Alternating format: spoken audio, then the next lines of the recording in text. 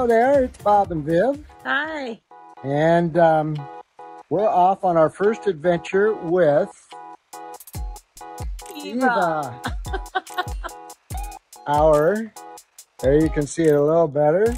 We are going to travel internationally. That's why we came to Portugal. Headed up to Spain, the first trip in the convertible. We're looking forward to this. We're going to the end of the world. That's what the Romans thought anyway, so they named it Finisterre. Yep. Then to Santiago de Compostela. Yeah, should be a great couple days. We have a friend staying with Gustavo, and we are looking forward to this. Yes, we are. We'll talk to you soon. Ciao. Ciao.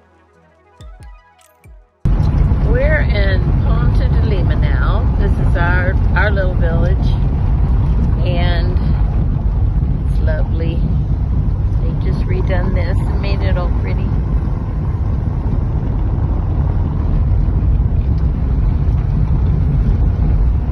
This is one of the older streets that hasn't been rehabbed yet, but it's coming along. Tourist. Municipal building over there. And the storks, yeah, live right next door to there. And this is Queen Teresa, who granted our charter 899 years ago. Next summer, we'll be celebrating the 900th birthday of Ponte De Lima. So it should be a big party. We're looking forward to it. And this is my love Bob, driving through his beloved village. In a 2008 MX-5 that we purchased a couple months ago. And this is actually our first road trip. And it's warm enough to do it with the top down. Yes, weather has turned beautiful. We've had nothing but rain all week. But it is beautiful and partly cloudy. Sun's out, blue sky, temperature is perfect. There's the old olive trees on the main plaza with the fountain. Another ancient olive tree. And there's the Roman bridge. It's medieval in the middle, but the rest of it's Roman. And this is Main Street, where all the restaurants are. Lots of restaurants. The parking is over there.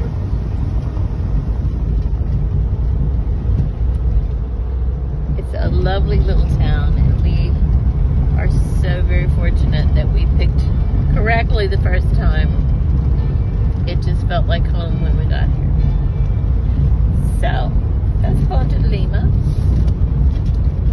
And we will be back later with more. Bye. We're cruising down the highway.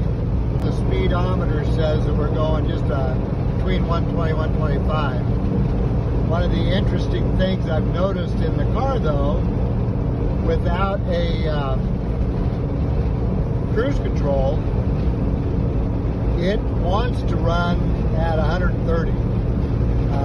It's only the 5-speed that comes with the 1.8 liter versus 2.0 having a 6-speed. But even at that, 3,600 RPMs is a whole lot more comfortable, and it just wants to sneak up to 130 without even thinking about it. So, it requires a little bit of paying attention to the accelerator. But it handles it from a cruising perspective for a little sports car. I like it. What do you think? I love it. Okay, so we just stopped for fuel in Spain, and I just have to make an observation relative to this car. Some things are just different than I'm used to. It's kind of like living in Portugal.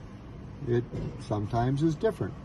In order to open the fuel cap to put gasoline in it, I have to turn around, reach behind me, and I don't even know if Viv can turn it far enough to see that there's a lever clear over your shoulder in order to put fuel in the car.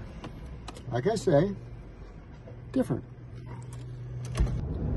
Just a few more comments about our country drive on this in this 2008 MX-5. On the way south from Finisterre, we continued to take some of the backcountry roads with a whole lot of curves, a bunch of them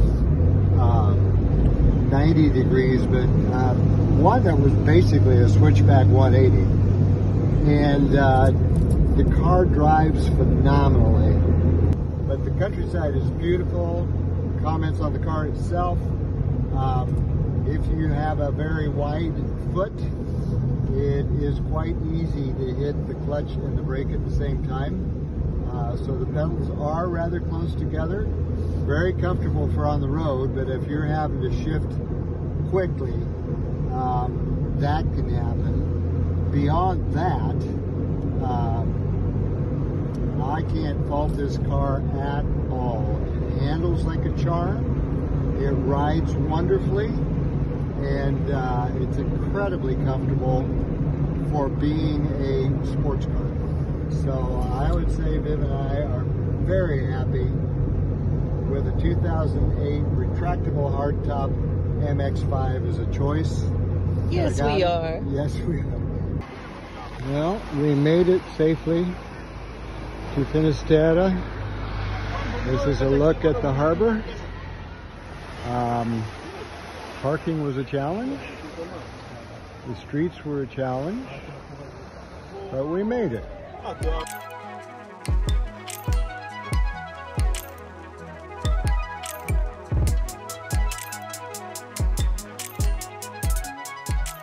And I gotta say, Colin, you among others, but you were one of the strongest voices. Thank you.